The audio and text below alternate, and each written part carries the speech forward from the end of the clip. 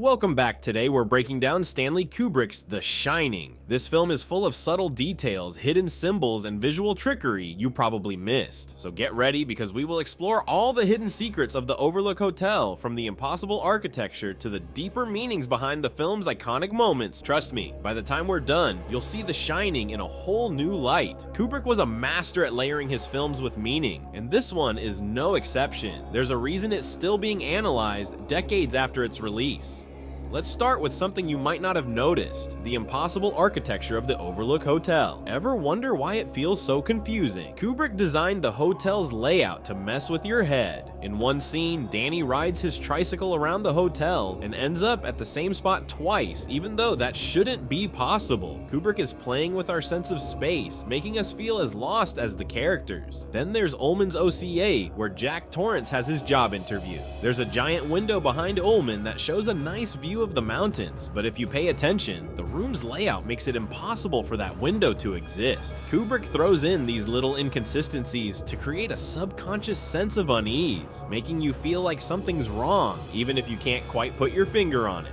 Now let's talk about room 237, which holds one of the film's biggest mysteries. In Stephen King's novel, this was room 217, but Kubrick changed it for the film. Some fans believe this was a subtle reference to the moon landing conspiracy. Kubrick supposedly faked the Apollo 11 landing, and the number 237 refers to the average distance from the Earth to the moon, 237,000 miles. Whether you believe that or not, room 237 is full of secrets. This room is where Danny encounters one of the film's most terrifying moments: the woman in the bathtub. Kubrick builds tension with silence, using minimal sound to make every creak of the door feel like a jump scare. The stillness makes the supernatural feel all the more real. Here's a small but fascinating detail: Jack's typewriter. At the start of the film, it's beige, but by the end it's changed to a bluish gray. Why? One theory is that it reflects Jack's mental breakdown, but it goes even deeper. Some have pointed out that this type of typewriter was used during the Holocaust to record the names of victims, linking it to the themes of control, destruction, and the evil that consumes the Overlook Hotel.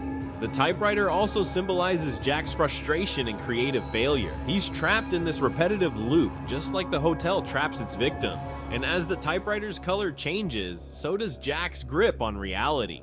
Next, we have the Grady twins. In the movie, they're portrayed as twins, but according to Ullman's story, they were actually sisters who were different ages. So why did Kubrick make them identical? It's all about mirrors and reflections. Throughout the film, Kubrick uses doubles and symmetry to emphasize the duality of the characters: light and dark, sanity and madness. The twins are part of that theme.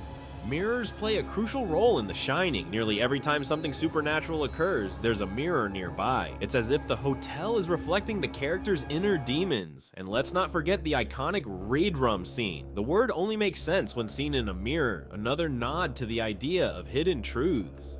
Now, let's talk about Wendy. Did you notice her yellow coat? It's a subtle detail, but it's believed to connect to the Native American motifs scattered throughout the hotel. From the artwork in the Colorado Lounge to the story about the Overlook being built on an Indian burial ground, Kubrick uses Native American imagery to symbolize the violence and bloodshed that the hotel represents. The hotel isn't just haunted by ghosts, it's haunted by history, particularly the violent, forgotten history of America. Wendy's yellow coat ties her into that narrative as the hotel slowly unravels its dark secrets.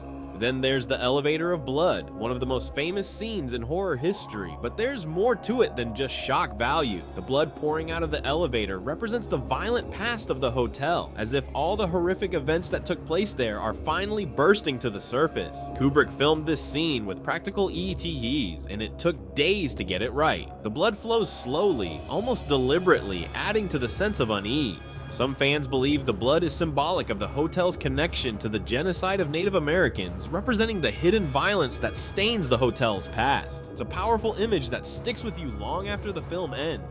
Let's not forget the iconic "Here's Johnny" moment. Did you know Jack Nicholson improvised that line? Kubrick didn't plan for it, but when Nicholson delivered the line, Kubrick loved it and kept it in the movie. The tension in this scene is incredible. Tight camera angles, Wendy's terrified expression, and Jack's manic energy all combine to create one of the most unforgettable moments in cinema. The camera work here is designed to make you feel just as trapped as Wendy. The claustrophobic angles and frantic editing mirror the fear and panic she's experiencing, and the axe breaking through the door is a physical manifestation of Jack's complete descent into madness. Finally, we come to the ending, that haunting black and white photograph of Jack at the 1921 July 4th party. What does it mean? Some believe Jack has always been a part of the hotel, doomed to repeat this cycle of violence forever. Others think the hotel has absorbed his soul, making him a permanent part of its history. Either way, Kubrick leaves us with more questions than answers, and that's what makes this film so memorable. Kubrick loved ambiguity, and this ending is a perfect example of that. It suggests that the hotel isn't just a building, it's a living entity that traps people in its endless cycle of horror. We haven't even scratched the surface with theories like Jack's struggle with alcoholism or the mystery behind the number 42. That's what makes The Shining such a masterpiece. There's always something new to uncover with each viewing. So what hidden details or Easter eggs caught your eye? Drop your thoughts in the comments below, and don't forget to hit that like button and subscribe for more in-depth breakdowns of your favorite films. Thanks for tuning in, and I'll see you in the next video.